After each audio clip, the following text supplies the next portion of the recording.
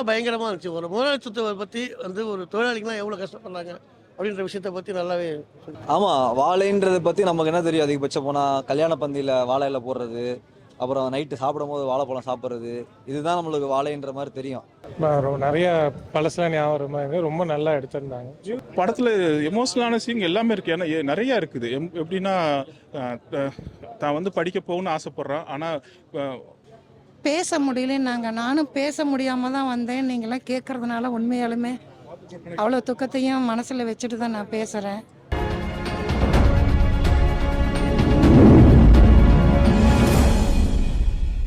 ரொம்ப நல்லா இருந்துச்சு.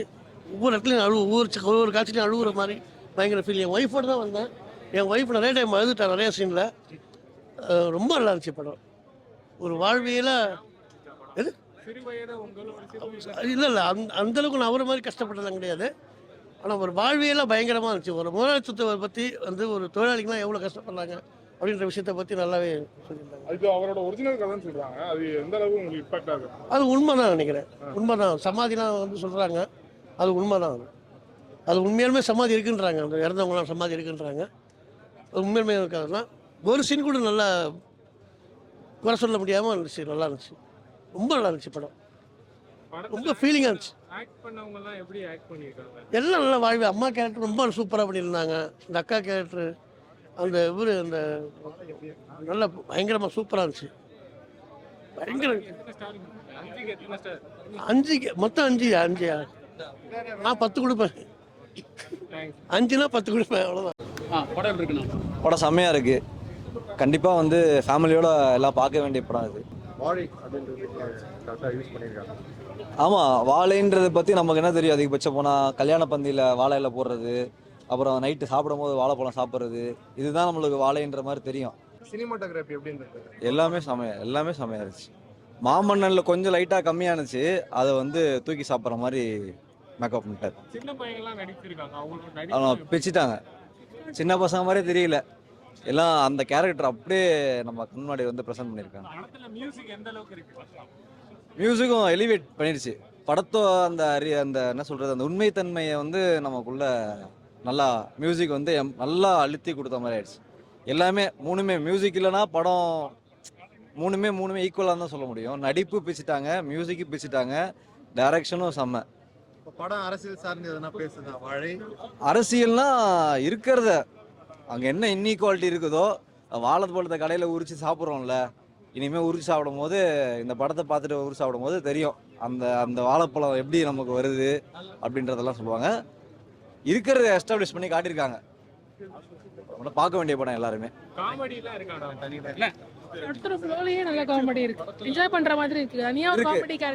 இல்ல, ஆனா இயல்பா இருக்கு. ரியாலிட்டில என்ன இருக்குமோ அப்படியே போயிட்டு இருக்கு. அழகா இருக்கு. படத்துக்கு 5க்கு எத்தனை ஸ்டார்? நீங்க 4.9. மாலை தானே, மாலை நல்லா இருந்தது, சூப்பராக இருந்தது. உங்களோட இயல்பு சின்ன வயசுல ஞாபகப்படுத்துற மாதிரி இருக்கு. நிறைய பழசுலாம் ஞாபகம் ரொம்ப நல்லா எடுத்திருந்தாங்க. மியூசிக் எப்படி இருக்கு? மியூசிக் ஹைலைட் படத்தில். ரைட்டிங்கும் எல்லாமே நல்லா இருந்தது. ரைட்டிங்கும் மியூசிக்கும் சூப்பர், ஆக்டிங் எல்லாமே நல்லா இருந்துச்சு. மக்கள் எல்லாரும் கூட இது கனெக்ட் ஆகும். கண்டிப்பாக கண்டிப்பாக அவங்க வாழ்க்கையை அப்படியே உள்ளே போய் பார்த்துட்டு வந்த மாதிரி இருந்தது. ரொம்ப நல்லா இருந்துச்சு. என்ன மெசேஜ் சொல்லுவாங்க? மெசேஜ்ல என்ன, நம்ம இயல்பா கடந்து போய் மாரி செல்வராஜ் அப்படின்னாலே கேஷ் எடுக்கிறாங்க இப்படின்னா இப்படின்ற மாதிரி இருக்க விஷயத்த விட அவங்கன்னா அது பேசுறதுக்கு ஒரு காரணம் இருக்கு. அது சொசைட்டில இருக்கு. அது அவங்க மாரி செல்வராஜா வெளில வந்திருக்கிறதுனால நம்ம பாக்குறோம். ஆனா அத்தனை பேர் அந்த மாதிரி சமூகத்துல இன்னும் சஃபர் ஆகுறாங்க. எத்தனையோ பேர் இருந்துட்டு தான் இருக்காங்க. அதை நம்ம கண்ணுக்கு காட்டுறதா தான் இருக்கு. கண்ணு தெரியாம விஷயங்களை கண்ணுக்கு ஹைலைட் பண்ணி காட்டுறதா தான் இருக்கு. சின்ன பசங்க சமுதாயத்திற்கூடிய ஏற்றத்தாழ்வு. சின்ன பசங்க ஆக்டிங் எல்லாம் சூப்பரா இருந்ததுங்க. டீச்சர் அந்த இது கனெக்ட் டீச்சர் டெஃபினட்டா யாரா இருந்தாலும் கரெக்டா இருக்கும். அது தேங்க் யூ. நல்லா இருக்கு. பெர்ஃபார்மன்ஸ் யாரோட பண்ணா? எல்லாருமே நல்லா அடிச்சுக்காங்க. இதில் நடிப்புன்னு எல்லாருமே வாழ்ந்துருக்காங்க. நல்லா வாழ்ந்துருக்காங்க. அதுதான். ஏன்னா அந்த படத்தை அம்மா பையன் கேரக்டர் ரொம்ப இதாக இருந்தது. ஏன்னா அவங்கள சுற்றி தான் படம் நடக்குது. இதனால கடைசி அம்மா கிளைமேக்ஸில் ரொம்ப டச்சப்பில் இல்லை. ஃபர்ஸ்ட் ஹாஃப் ஃபுல்லாகவே ஸ்கூல் லைஃப்பில் சைல்ட்ஹுட் லைஃப்பில் என்ன நடந்துச்சு அப்படிங்கிறத காட்டுறாங்க. அப்புறம் செகண்ட் ஹாஃபில் வந்து அந்த கிராமத்துக்கு ஒரு சோகம் நடக்குது. அது நீங்கள் பார்த்தா தெரியும் அது என்ன. மியூசிக் நல்லா பண்ணியிருக்காருங்க, நல்லா இருக்குது, சூப்பராக இருக்குது. அந்த சுச்சுவேஷனுக்கு ஏற்ற மாதிரி மியூசிக் இருக்குது, நல்லாவும் இருக்குது, பசுமையாக இருக்குது. பட் ஆனால் அந்த வாழ்க்கை வந்து அவங்க வாழ்க்கை சோகமாக இருக்குது. அதுதான் அதில் எந்த சீன்ல ரொம்ப எமோஷனலான படத்தில் எமோஷனலான சீன் எல்லாமே இருக்குது. ஏன்னா நிறையா இருக்குது. எப்படின்னா தான் வந்து படிக்க போகணும்னு ஆசைப்பட்றான். ஆனால் வாரத்தில் 2 நாள் தான் லீவ் கிடைக்குது. அதில் நல்லா ஜாலியாக இருக்கும்னு ஆசைப்படுற கேரக்டர் ஹீரோ அந்த பையன். பட் ஆனால் அந்த 2 நாளும் போய் காய் சமைக்கணும் அப்படின்னு சொல்லும்போது இவன் மனசு வலிக்குது. அது உண்மையே நடந்திருக்கு அப்படிங்கும்போது சம்திங் ஏதோ சொல்ல வராங்க அப்படிங்கிற மாதிரி ஒரு ஃபீல் இருக்கு. மாரி செல்வராஜ் படம்னாலே ஒரு சமூகத்தை வச்சு ஒரு கதை இருக்கும். அந்த மாதிரி இதுல சமூகம் தான் இது. சமூகத்தில் இப்படி நடந்திருக்குல்ல, நடந்தது தானே எடுத்து சொல்றாரு. இது வந்து யாருமே தப்பா சொல்ல முடியாது. நடுத்தரவருக்கும் சரி யாரும் ஒரு நடந்த சம்பவத்தை அப்படியே விசிறாம அப்படியே எடுத்து சொல்றது ரொம்ப நல்லா இருக்கு. டீச்சர் அந்த பையன் அந்த பாண்டி உங்களுக்கு கனெக்ட் ஆயிருக்கா? எனக்கு இருக்கு. ஏன்னா 95, 96 அந்த இயர்ல இப்போ ஸ்கூலிங் லைஃப் படிச்சவங்களுக்கு அந்த டீச்சர்ஸ் எஃபெக்ட் இருக்கு. எனக்கும் அந்த டச்சபிள் இருந்தது. அது ரொம்ப கொச்சையெல்லாம் இல்லை, அப்படித்தான் இருக்கும். எனக்கு இருந்திருக்கு.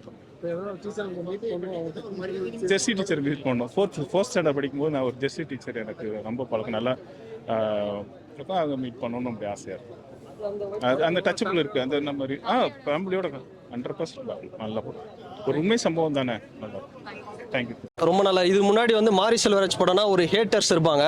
அந்த ஹேட்டர்ஸே இந்த படத்தை வந்து லைக் பண்ணுவாங்க, லவ் பண்ணுவாங்க. அந்த மாதிரி எடுத்திருக்காரு. படம் சூப்பராக இருக்கு. அதுதான் ப்ரோ எல்லாரும் சொன்னாங்க இந்த படம் பார்த்தா அழுதுருவீங்க, அவ்வளோ டச்சிங்காக இருக்கும் அப்படின்னு சொன்னாங்க. சரி, அதுக்காக தான் வந்தேன். சரி நம்மளும் போய் அழுது தான் பார்ப்போமே அப்படின்னு வந்தேன். ஸோ ரொம்ப அழ வைக்கலனாலும் ஒரு ஃப்ரெண்டோட ஒரு க்ளோஸ் ஃப்ரெண்டு இறந்துட்டாருன்னா எப்படி ஒரு ஃபீல் இருக்கும், டெத்துலேருந்து நம்ம வெளியே வந்தோன்னா அந்த மாதிரி ஒரு ஃபீல் தந்தது. தியேட்டர் விட்டு வெளியே வரும்போது உண்மையாக சூப்பரான ஒரு கிளைமேக்ஸ், நல்லா டச்சிங்காக இருந்தது. எது ப்ரோ? எந்த நேரத்துல நீங்க ரொம்ப இல்லை கிளைமேக்ஸ் தான் ப்ரோ. படமே வந்து அந்த கிளைமேக்ஸில் தான் எமோஷன். மற்றபடி ஸ்டார்டிங்லேருந்து எண்டிங் வரைக்கும் ஜாலியாக போயிட்டு இருக்கோம். படம் வந்து ஃபேமிலியோட வந்து பார்க்கலாம். அந்த அளவுக்கு நீட்டாக சூப்பராக இருக்கும் படம். மற்றபடி நம்ம பெருசாக ஹேட்டர்ஸ்லாம் இந்த படத்துக்கு ஹேட்லாம் வந்து ஸ்ப்ரெட் பண்ண முடியாது. அந்த அளவுக்கு நல்லா இருக்கு. படத்துல லவ் ஸ்டோரி பையனுக்கும் அந்த டீச்சருக்கும் அந்த லவ் ஸ்டோரி இருக்கு. நல்லா இருக்கு ப்ரோ. அந்த லவ் ஸ்டோரியில் வந்து அது லவ்னே சொல்ல முடியாதுல்ல. அவர் என்ன சொல்கிறாரு, இவர் உங்க அந்த டீச்சரை பார்க்கும்போது என் அம்மா ஃபீல் வருது ஒரு வாட்டி, இன்னொரு வாட்டி என் அக்கா மாதிரி இருக்கு அப்படின்னு சொல்ல. இதில் எங்கே ஆபாசம் இருக்கு? நல்லா நீட்டாக சூப்பராக எடுத்திருக்காங்க. சின்ன பசங்க எப்படி நடிச்சிருக்காங்க பெர்ஃபார்மன்ஸ் வைஸ்? அவங்க தான் ப்ரோ ஸ்டார்டிங்லேருந்து எண்டிங் வரைக்கும் கொஞ்சம் காமெடிலாம் பண்ணிக்கிட்டு இது மாதிரி ஒரு கதையை வந்து அப்படியே சூப்பராக கொண்டு போகிறாங்க. நல்லா இருக்கு படம். படத்துல மியூசிக் எப்படி இருக்கு? டிஃப்ரெண்ட்டாக பண்ணியிருக்காரு ப்ரோ. அதாவது ஒரு கிராமத்து ஒரு வாழை இது மாதிரியான ஒரு கான்செப்ட்க்கு எப்படி அந்த வெஸ்டர்ன் பீட்ஸ் எல்லாம் வந்து கொஞ்சம் சூப்பராக ஆட் பண்ணியிருக்காரு சனா. அவங்க 2 பேருக்குள்ள சூப்பராக செட் ஆயிடுச்சு மாரி செல்வராஜ் சனா சார். பட் ஸ்டில் என்ன சொல்லணும் அப்படின்னா பரியேறும் பெருமாள் தான் என்ன கேட்டால் அவரோட பெஸ்ட்டு, மாரி செல்வராஜோட பெஸ்ட் அப்படின்னா. ஸோ இதெல்லாம் அதுக்கப்புறம் தான். இல்லை பரியேறும் பெருமாள் வந்து அது பார்க்கும்போது வேற மாதிரி ஒரு ஃபீல் கொடுத்தது ப்ரோ. அது படம் வந்து கொஞ்சம் வேற மாதிரி இருந்தது. ஸோ மாமன்னன் அதெல்லாம் வந்து கூட செகண்டரி தான். பரியேறும் பெருமாள் வேற மாதிரி ஒரு ரிஃபார்ம் வேற மாதிரி இருக்கும். இது வந்து என்னன்னா ஒரு ஆக்சிடென்ட்டை வந்து காமிச்சிட்டா வந்து எல்லாரும் அழுதுருவாங்க அப்படிங்கிற மாதிரி பண்ணியிருக்கலாம். ஆனால் அந்த பையனோட அந்த பசி சில விஷயம் கொஞ்சம் டெப்த்தாக பார்த்தோம் அப்படின்னா நல்லா இருக்கு. ஒரு அரசியலை காமிச்சிருக்காரு. பட் ஸ்டில்லு பரியேறும் பெருமாள் தான். இது நல்லா தான் இருக்கு, நல்லா இல்லைன்னு சொல்ல. பட் பரியேறும் பெருமாள் தான் பெஸ்ட். கலையரசன், திவ்யாதுரை சாமி, நிக்கிலா அமன் எப்படி பண்ணியிருக்காங்க? ஓகே தான் ப்ரோ. ஓகே தான், நார்மலாக தான் பண்ணியிருக்காங்க. ரொம்ப இதுவாக இல்லை. பையன் தான் பின்னிட்டானுங்க, அந்த 2 பசங்களும் பின்னிட்டானுங்க. அந்த அம்மா கேரக்டர் அவங்க செம்மையாக நடிச்சிருந்தாங்க. மற்றபடி ஓவராலாக எல்லா கேரக்டரும் அவங்கவுங்க போர்ஷன் வந்து நல்லா பண்ணியிருக்காங்க. 5க்கு ஒரு 4 கொடுக்கலாம் ப்ரோ. அதுதான் ப்ரோ, ஏதோ ஒன்று மிஸ் ஆன மாதிரி இருக்கு. உண்மையாகவே நல்லா இருக்குது. படம் நல்லா வந்திருக்கு. மக்கள் இதை வந்து ஏற்றுக்கிற அளவுக்கு தான் கொண்டு வந்திருக்காங்க. அந்த ஒவ்வொரு கதாபாத்திரமும் அங்கே அந்த ஊரில் நடந்த சம்பவத்தை தான் சார் சொல்லியிருக்காரு. எல்லாமே உண்மை சம்பவம். நாங்கள் அந்த இடத்துல எல்லாம் அந்த சமாதிக்கிட்டெல்லாம் நாங்கள் போய் பார்த்துருக்குறோம். எங்களை அறியாமல் எல்லாருமே நாங்கள் வருத்தப்பட்டிருக்கோம். அந்த இடத்துல சார் சொல்லியிருக்காரு. அந்த இடத்துல அந்த 19 பேர் இறந்த இடத்தெல்லாம் காமிச்சிருக்காங்க. அந்த கதையைத்தான் வந்து சார் வீட்டில் நடந்தது, அவங்க ஊரில் நடந்த சம்பவத்தை தான் சொல்லியிருக்காரு. அதில் வந்து எங்களுக்கு ஆளுக்கு ஒரு கதாபாத்திரம், அதில் எனக்கு அம்மான்னு ஒரு தாய் கதாபாத்திரம் கொடுத்ததுக்கு நான் எங்கள் டைரக்டருக்கு நான் ரொம்ப நன்றி சொல்லிக்கிறேன். எல்லாத்துக்கும் பிடிச்சிருக்கு. ஏன்னா வெளியில் வர்றவங்க அவ்வளோ பேரும் கண்ணீரும் கம்பளையுமா தான் வந்தாங்க. எல்லாருமே என்னை கட்டி பிடிச்சிட்டு ரொம்ப அந்த அளவுக்கு பண்ணியிருக்கீங்க, எங்களால் பார்க்கவே முடியல, அந்த அளவுக்கு கஷ்டமாக இருக்குது, பேச முடியல. நானும் பேச முடியாமல் தான் வந்தேன். நீங்களாம் கேட்குறதுனால உண்மையாலுமே அவ்வளோ துக்கத்தையும் மனசில் வச்சுட்டு தான் நான் பேசுகிறேன். எல்லாத்துக்கும் இந்த படம் பிடிச்சிருக்கு. இன்னும் பார்க்காதவங்களாம் நிறைய பேர் வந்து இந்த தேட்டரில் பார்க்கணுன்னு ஆசைப்பட்றேன். நீங்களாம் இன்னும் நல்ல விதமாக கொண்டு போய் எங்களையெல்லாம் நல்ல விதமாக, எங்கள் டைரக்டர் எடுத்த கதையை இன்னும் நல்ல விதமாக சொல்லுங்கள். ரொம்ப நன்றி. ஆடியன்ஸா சொல்லுங்க, அந்த 2 சின்ன பசங்க நடிப்பு எவ்வளவு மிரட்டிருக்காங்க. நானே மிரண்டு போய் உட்காந்துருக்கேன். அவனுங்க அவ்வளோ தூரம் பண்ணியிருக்கானுங்க. ரொம்ப பெருமையாக இருக்குது. அவனுங்க இந்த அளவுக்கு பண்ணியிருக்கானுங்க. நான் கூட நடித்து பார்த்துருக்கேன், இல்லை படம் ஃபுல்லும் அங்கே தான் இருந்தேன், நான் எல்லாமே நான் பார்த்தேன் தான். ரொம்ப பெருமையாக இருக்குது. அந்த அளவுக்கு பண்ணியிருக்காங்க பசங்க, வேறு லெவலில் பண்ணியிருக்காங்க. ரொம்ப சந்தோஷமாக இருக்குது. என் கூட நடித்த அவ்வளோ ஆர்டிஸ்ட்டும் நல்லா பண்ணியிருக்காங்க. சந்தோஷ் நாராயணன் மியூசிக் படத்துக்கு எவ்வளவு சார் சொல்லவே இது முடியாது, அந்த அளவுக்கு பெருமையாக இருக்குங்க.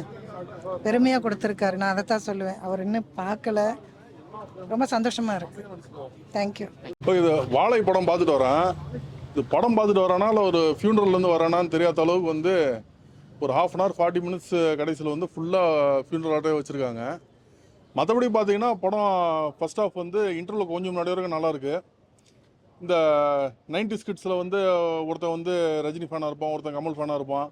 அவங்களுக்கு இடையில நடக்கக்கூடிய சில்லத்தனமான ஃபேன் வார்ஸ் அதெல்லாம் சூப்பராக காமிச்சிருந்தார்.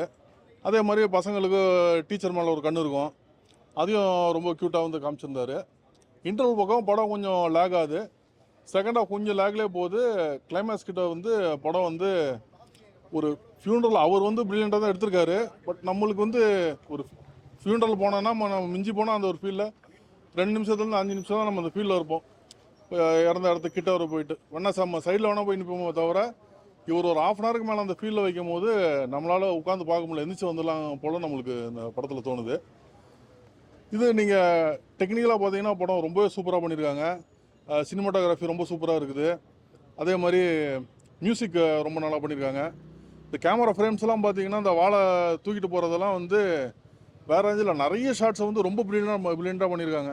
நான் ஒரு சில ஷாட்ஸ் எல்லாம் பார்த்தீங்கன்னா நீங்கள் கரெக்டான லைட்டிங்கில் எடுத்திங்கன்னா தான் வரும். அதெல்லாம் வெயிட் பண்ணி ரொம்ப கரெக்டாக ரொம்ப ப்ரில்லியண்ட்டாக பண்ணியிருக்காங்க. ஆக்டர்ஸ்லேருந்து வாங்கின வேலையும் ரொம்ப சூப்பராக பண்ணியிருக்காங்க. ஒரு எக்ஸ்பீரியன்ஸ் ஆர்டிஸ்ட்டும் சரி, இல்லை நியூ ஆர்டிஸ்ட்டும் சரி, எல்லாருமே வேறு ரேஞ்சில் நடிச்சிருக்காங்க. எல்லாருமே கரெக்டான ரியாக்ஷன் கொடுத்துருக்காங்க. அது உண்மையிலேயே மாரி செல்வராஜ் நல்லா வேலை வாங்கியிருக்காரு. 2 சின்ன பசங்க பெர்ஃபார்மன்ஸ் எப்படி பண்ணியிருக்காங்க? அதான் எல்லாருமே 2 சின்ன பசங்களும் சூப்பராக பெர்ஃபார்ம் பண்ணியிருக்காங்க. எல்லாருமே ரொம்ப சூப்பராக பெர்ஃபார்ம் பண்ணியிருக்காங்க. பெர்ஃபார்மன்ஸ் எந்த ஒரு சைட்லேருந்துமே குறை சொல்ல முடியாது.